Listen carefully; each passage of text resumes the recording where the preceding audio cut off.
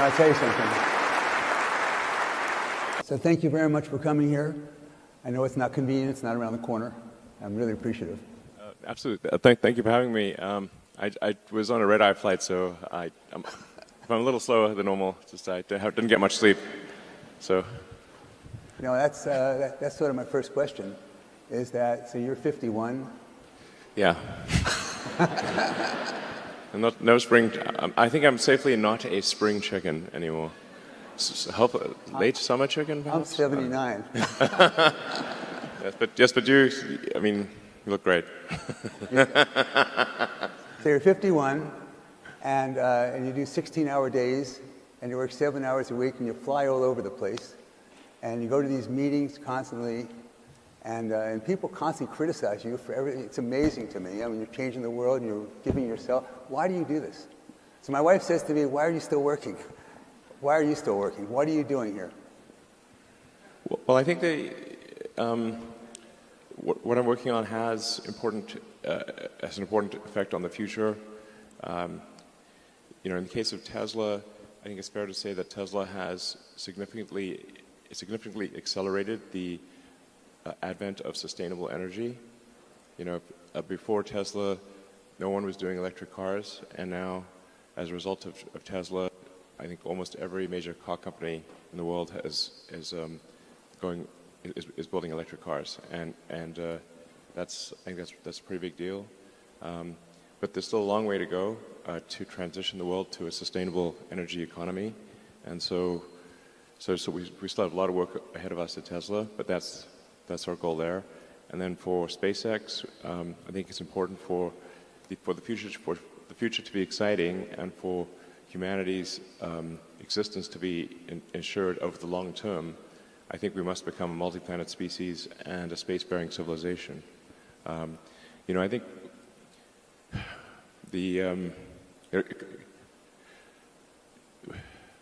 here like 4.5 billion years after Earth got started, 13.8 billion years into the age of the universe, and it's only now, recently, in the last 5,000 years, that we invented writing. I would say date the first civilization by when there was the first writing, which was in ancient Sumeria around 5 or 6,000 years ago.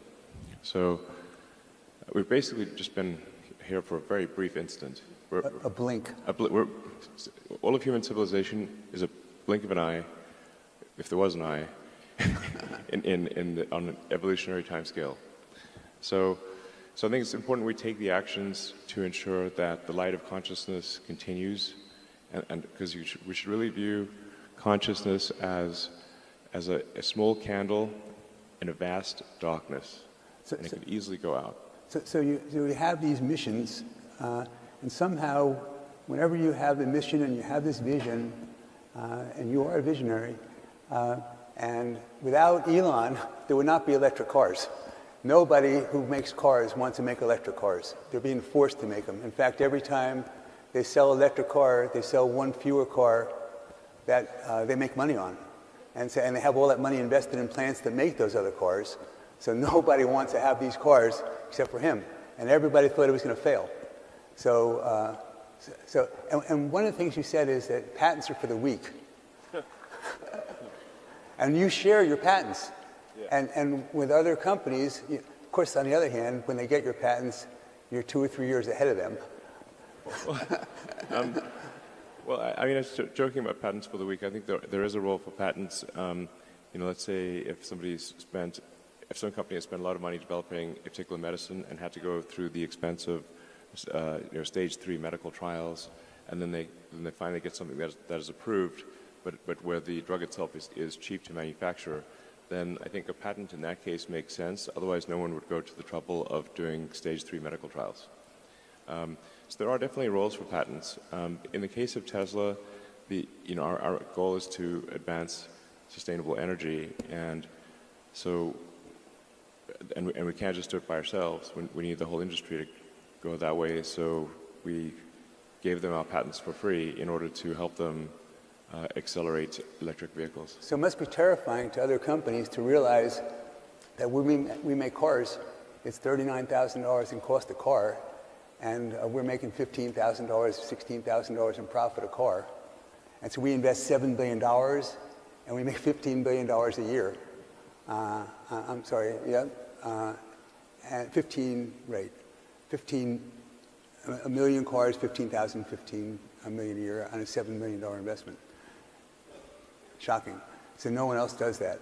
And when and here you're telling us how you want to make cars for $20,000 a piece. How do you do that? Well, we've not formally announced our next car program, so I can't talk too much about our upcoming vehicle program or programs that have not been announced, but we do expect to make cars that are more affordable than the current Model 3 or Model Y. So, and a big factor in this is, yeah.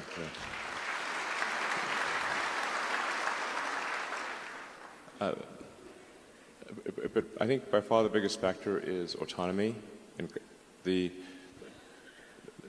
in terms of the value of a car, because right now cars get driven for about 10 or 12 hours a week, like maybe 1.5 hours a day, and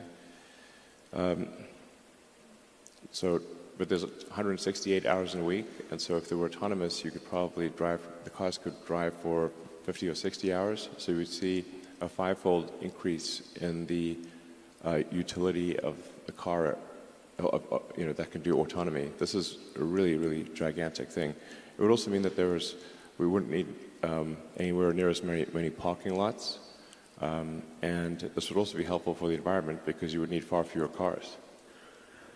So I misspoke. It was a $7 billion investment for a plant that makes 1 million cars a year that makes $15 billion a year in profits. So you invest $7 billion and you make $15 billion a year. Who does that? And for a plant that makes things, manufacturing. And other companies, why don't they try? Why don't they try to do what we're doing? How would we sell a car that's so cheap? I mean, I think the full explanation, or at least an accurate explanation, would take a long time, because first approximation, a car is made of 10,000 unique parts and process steps, and Tesla is really, I think, at this point, probably the best at manufacturing in the auto industry, which I think what nobody was expecting. Probably in the history of the world. Probably.